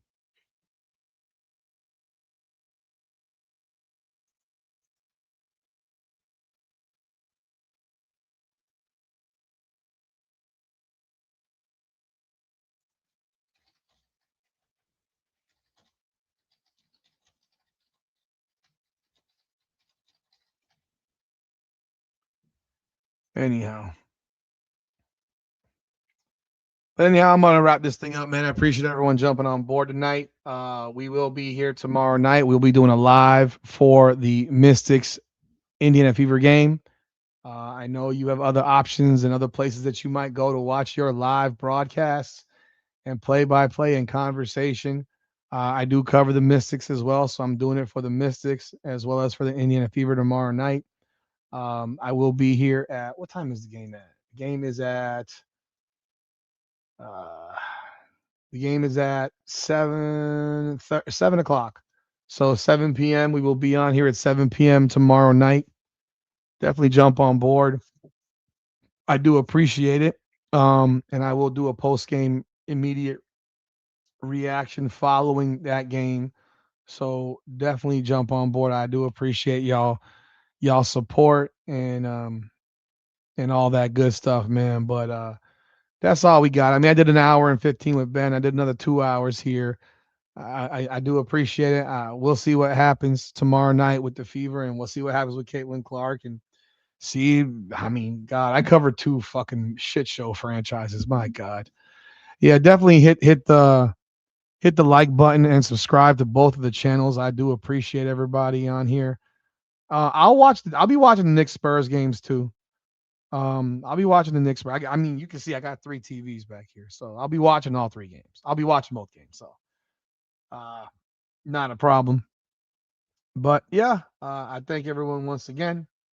And Bill Plaschke, man, you're something else, homie. But that's all I got, folks. I appreciate y'all as always. All the super chats tonight. Thank you so very, very much. God bless all y'all. I'm out of here. This is Indiana Fever Unfiltered, powered by Come On Now, the podcast. Come on now.